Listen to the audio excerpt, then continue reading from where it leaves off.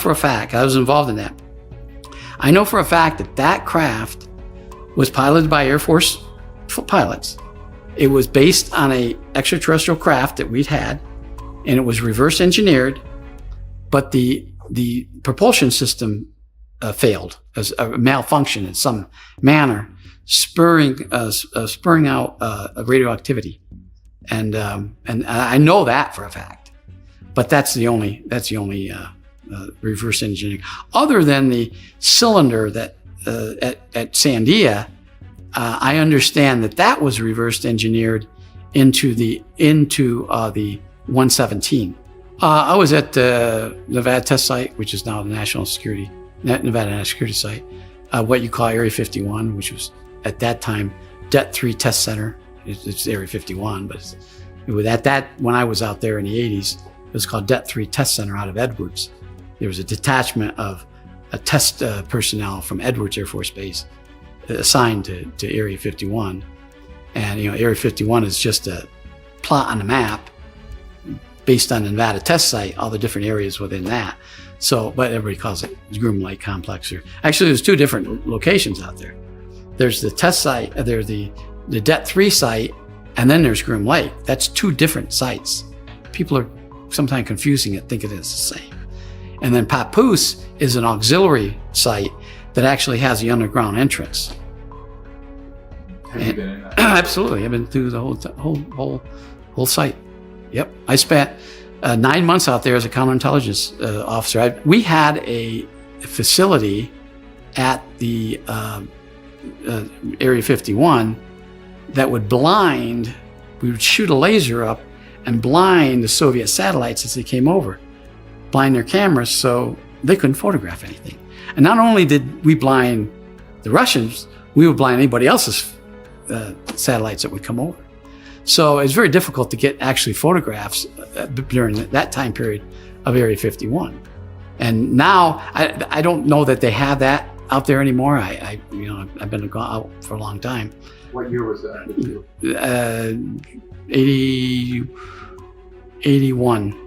81 and 85.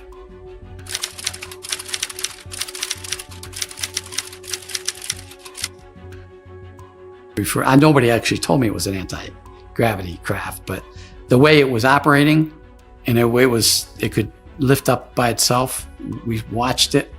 It had to be. I don't know what else. I'm not a technical guy, but I could look at it, and just common sense tells me this thing was anti-gravity.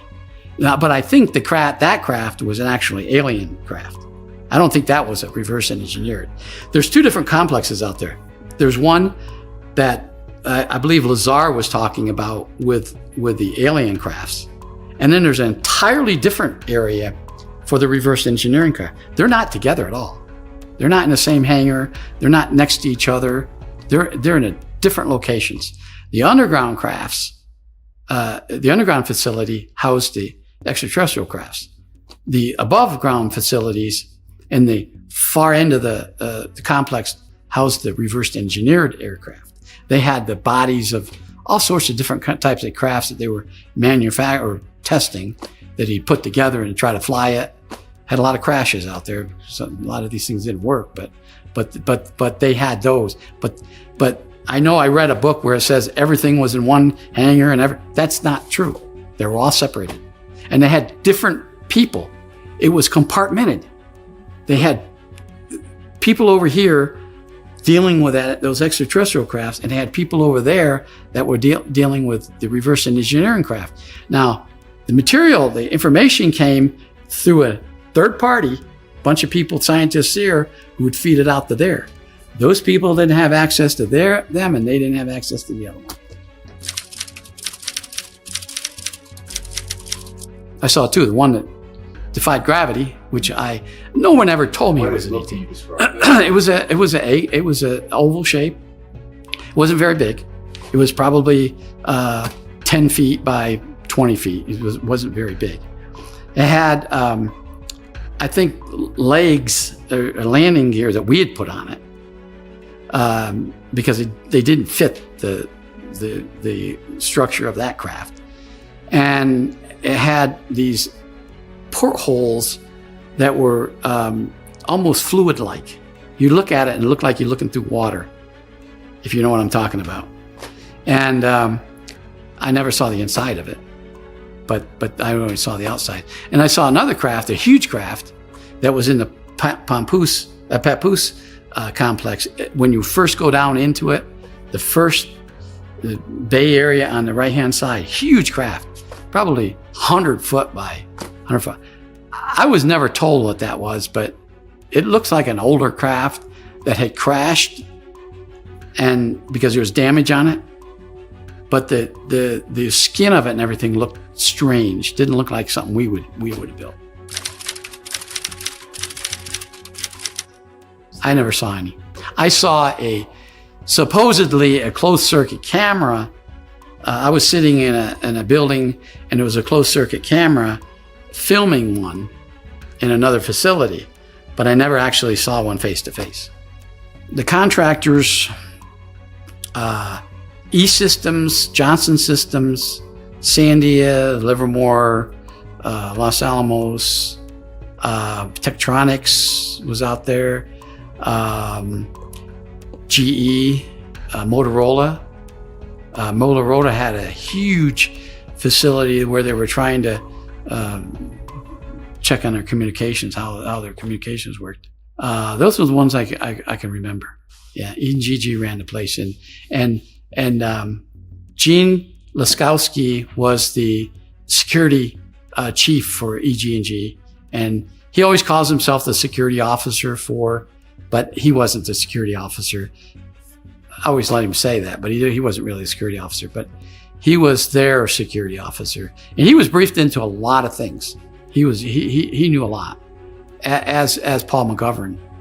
I don't know if you know Paul McGovern, but Paul McGovern was the site security chief for Area 51 from 77 to 91.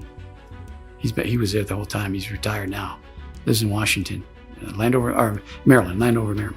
In 1980, I was at Wright Pat for a briefing on something entirely different. But while I was there, I asked to be briefed on something that was related to this, and I was taken over to a facility, an underground facility. You walk down steps, a ramp, and it had a huge underground facility. Although I didn't actually see it, I was told later, not by Collins, but by another person, Ernie Keller-Strauss, that they had alien bodies down there. Now, I never saw them when I was there, and I was only there once at Wright Pat, down in that facility. So what Collins talked about, those tunnel complexes, they probably are real. I mean, they probably had tunnels down there, and I was told that. In fact, I read something in a classified manual once a few years later about them. Right Pat. Yeah, underground facility. Yeah, you go in Papoose, you go down the ramp. It's a circular, no, actually like a horseshoe, and there's branches off each one of those. There's certain areas. It goes all the way around to the main cantonment area of Area 51, and it comes out on the southeast corner the southwest corner of Area 51 near Hangar 7. It comes out of there, but along the way there's elevators, and there's compartmented shafts that if you don't have the right badge, you can't, and they're all exchange badge systems, that you can't get into some of these. You only get into certain ones. Like I was saying before, if you're working on the alien craft, you're not going to be working on the other craft. So the man-made. Yeah, the man-made crafts. Yeah. The Soviets were just as curious about the phenomena as we were, and that one of the essential, we call them essential elements of information, which you ask a spy. Some things that the government says you have to ask these spies to get this information. One of the first things that the Soviets will, if I'm trying to recruit you and you're in the Air Force or the military, is what does the government know about UFOs? I want to know. We want to know. KGB wants to know. And that's something that's fascinating. And so when we recruit a Russian, we ask them the same thing, and then they tell us, oh, yeah, the KGB knows this. And so that's something that was fascinating to me, that the Russians were just as interested as we were, and probably just as involved. I was involved with the Germans on the subject when I was stationed in Germany. The BND, the German equivalent to the CIA, the BND, Bundesnachrichtendienst is what they call them in German. But only one particular incident that happened in around a nuclear weapon storage area where something entered it, cut a fence, got in, didn't actually get into a bunker. That's something that we briefed, but we could never connect it, although there was a sighting of a UFO over it, but we could never connect them. That was the only interface I had with with the Germans. Well, I think the most convincing case that I've ever even been involved with has never ever been made public, and that was the incident up in Utah some years ago. There was a guy that lived in a remote trailer just outside Dugway Proving Grounds. And he was a photographer. He'd worked he was in the Army as a photographer, and he retired from the Army, and he went to work he didn't retire from the Army. He just got out of the Army, and he went and worked for Dugway Proving Grounds as a photographer. He was never married. He was an orphan. He lived by himself in this single wide, probably 14 foot by 80 foot trailer. He had built some sheds and stuff around it. OSI at Hill Air Force Base called me and said, we got this guy that lives in this remote area up by Dugway that sent us all these photographs of UFOs. He said, and we don't really have anybody up here and this was like 84, latter part of 84 or first part of 85. We don't have anybody up here that can really, talk to this guy intelligently. Could you come up here? Because they didn't have a 9Q. A 9Q is a OSI designation for somebody that investigated these things. So I went up there. I talked to my boss. He said, yeah, go up there, whatever you want to do. I went up there, flew up. We went out and visited this guy.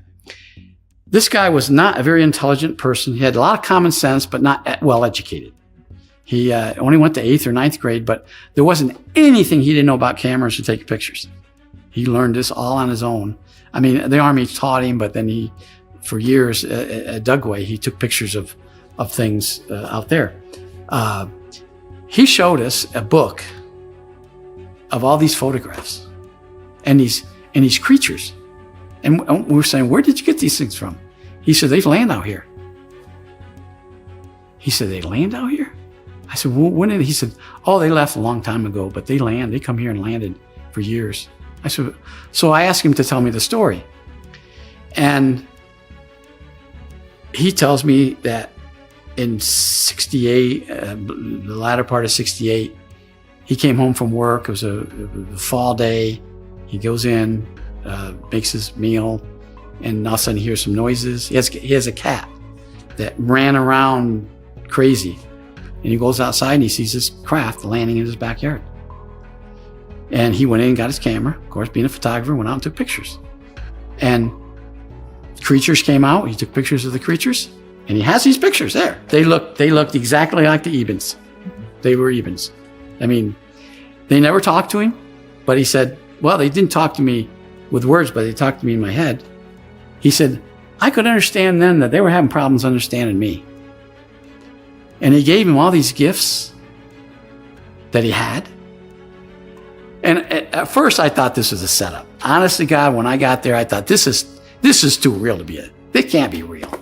And I tell the guy, the OSI agent from Hill, I said, is this a setup or something? Or this guy had movie props? Or this isn't real. He said, why are you saying that? I said, because it looks too real to be real. He said, no. He said, I don't know. He said, we've never been out here. So he showed us everything. And the contact lasted from about the 60s, late 60s, until about 75, 76. And then they told him they were leaving. And they gave him these gifts. And they're star-shaped. There's some of them that were like bronze statues and little models of things. And he said, they gave me, these are gifts they gave to me. I said, one of the questions I had, why are you telling us now? After all these years, 7 years or 8 years, whatever it was, why are you telling us now? He says, I'm dying. This guy was a chain smoker. I bet you he smoked 5 packs of cigarettes a day. In an interview, he probably went through a carton. And he said, I'm dying. He said, I'm not going to live for another six months, but I got to do something with all this stuff. He said, and I figured it, you might as well have it. The Air Force might as well have it.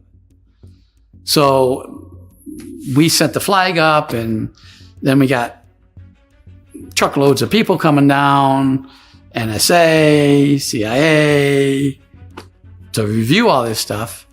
We actually had they contracted a company to come down with a moving van to move all this stuff, package it in a unique manner, because they don't know if this stuff is setting off a signal or. I never thought of that until one of the technical people up in Santa Fe, or up the headquarters in Washington said, you know what? These things might be bugged or something, or radioactive, so they took it all up to headquarters, and I don't know. How many objects were there? Oh gosh, there were probably 24. I don't know exactly, probably at least 24. Some of them were just objects that they were made of, I don't know what material, but you couldn't really figure out what they were. I mean, obviously meant something to the Ebens, because they gave them, to him, and thinking that it was something meaningful. And so they packaged all that stuff up and took it to headquarters, and I never heard anything about it. And I've never read or seen anything on the internet about this case. Now, I think George Knapp has. I think somebody mentioned it to George Knapp some years ago. Art Bell sent me a letter once, some time ago. Not a letter, I'm sorry, an email. And he asked me about the Utah case. And I'm not sure which, I sent him back saying, which Utah case? And he never responded to me, so. His first name was James, and he had a very funny last name. It's like a Polish name, Zadowski or Zadorski or something like that.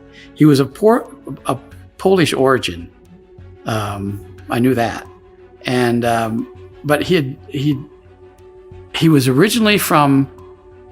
He grew up in a orphanage in Northern California, but I guess his mother and father came to the West from they immigrated Poland to the United States, and then they went west to California, and I don't know, somehow they died, and he was 3 or 4 years old when.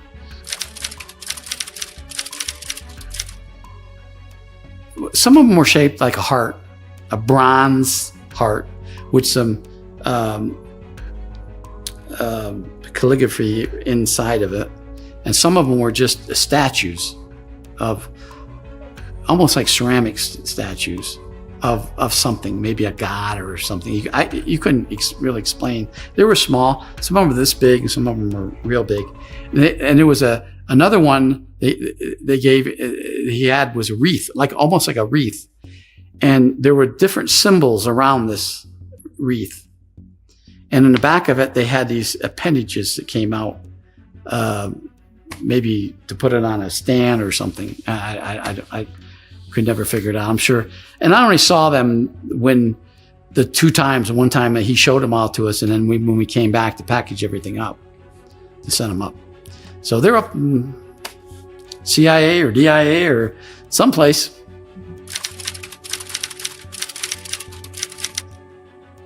All of them were daytime that I can remember, and they were as clear as you can ever. And he took pictures inside the craft. These are pictures inside the craft. What did they show? Where they showed instrument panels, showed a screen, a huge screen with maybe the universe or star charts or navigational charts or something like that. And they told him he had this chart, and this is we were leaving the first time when he said, "Oh, I forgot to show you this," and he went into a chest he had, and his house was a horribly maintained house, and he finds this. It's hard to explain it. It's like a laminated paper that has these lines through it. And he unfolded it. And he said, "Oh, this is where they came from." Well, there's no references on it. So you know, where is this? He didn't know. He said, "But this is the chart they gave me." And that's the only thing that we actually took back that day with us. And then we, of course, came back later and get everything. And I don't know what they ever figured out. They don't ever tell us much after that. It goes up. Yeah, it goes up and never comes down. Yeah, Zeta Reticuli. Yeah, that was from official source. Now, there's a lot of people within our retirement group, a lot of speculation on different star systems and close star systems and things. But officially, that's the only one I know.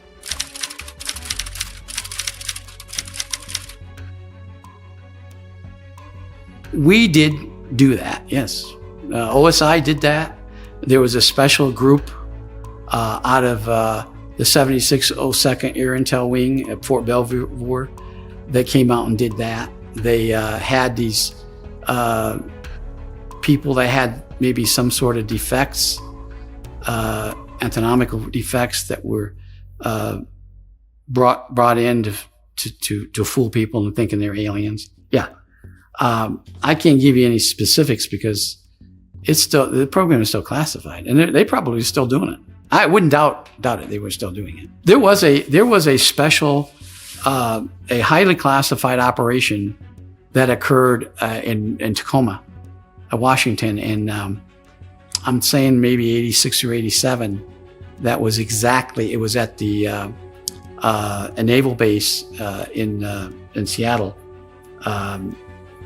I think it was Whidbey Island Naval Air Station, I think. But anyways, with Naval Air Station up there where these civilians got onto the base and got into something, and they saw something they weren't supposed to see, and this group came out and went into their home and scared the dickens out of them and staged an alien attack. Exactly. It's very sensitive. Very sensitive, yeah. That and some of the other things that we did in recruiting people. We one of the things that you want to do to protect a base is recruit people outside the base to report into the base. So when I was at Kirtland, we had I didn't do this, but we had a whole group of we call them swindlers who could recruit anybody, and they went out and recruited primarily press people because they're the ones that are going to know first. So every news agency, every television, radio station in the Albuquerque or Santa Fe area had our snitches in there. So we knew, and we paid them. We paid them good money. One of the reasons you get the people is you pay them, and that was controversial. That was somewhat controversial. Do you know of national media that have had? Oh, yes, yeah. I'm not going to name them, but we had one. We had one out of, or she was recruited out of a local station here in Albuquerque, and then she went on to a national NBC, and she was still. She told us everything. She was. We didn't handle her. Somebody closer to, I think she would say out of Washington handled her, but. She would tell us things that were going to happen.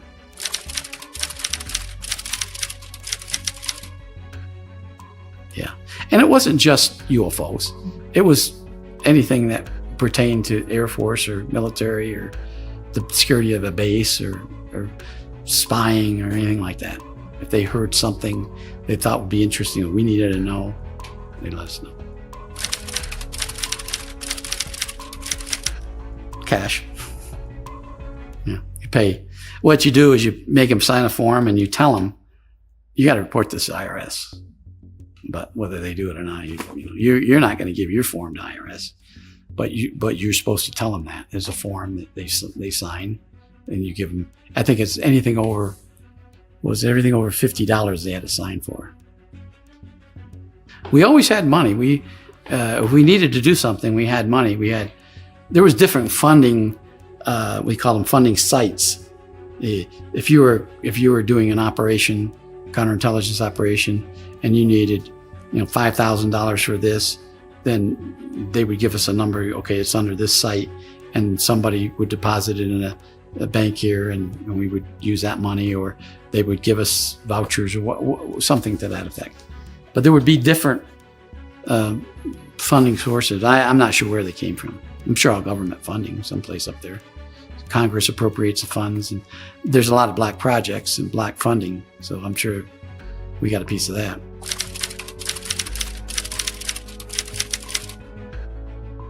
Bechtel was in charge of security and operations at a number of facilities, including the Nevada test site.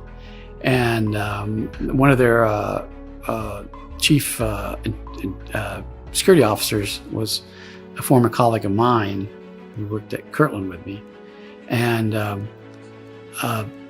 Bechtel, there was a lot of experiments done at the Nevada test site, which is, of course, now the Nevada National Security Site, regarding UFO research of alien reverse engineering.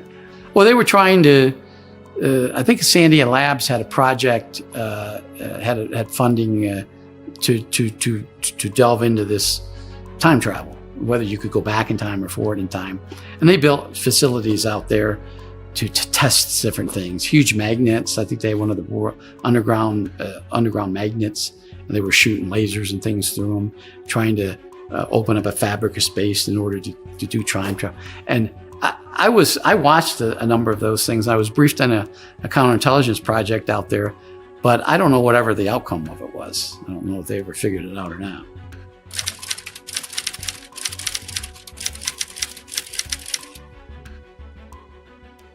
That was part of this project that they were doing out there. They actually, I think, teleported something from one end of a table to the other. I think that's the best they ever did.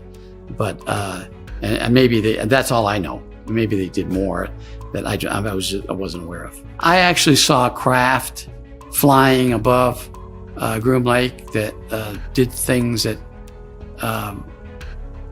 you couldn't do with a conventional aircraft. Speeding, going 1,400 miles an hour and stopping and changing angles, and then going straight up and stopping and coming back down. And this was a big aircraft. This was one of these oval-shaped alien crafts that they were testing out there. And this was in '87. I don't, you can look at it and you could just tell, but just conventionally, because common sense tells you that how do they do this stuff? It can't be a conventional craft. They can't use conventional means to do this. It has to be anti-gravity or something, because it would kill a pilot. I mean, I had a pilot standing next to me who had been a fighter pilot for years, flew F-106s, and he told me there's no way in the world a pilot could have survived that. The G-forces. The G-forces, yeah. And stopping. He said, accelerating isn't bad, but you got to stop. When you stop, it's going to break your body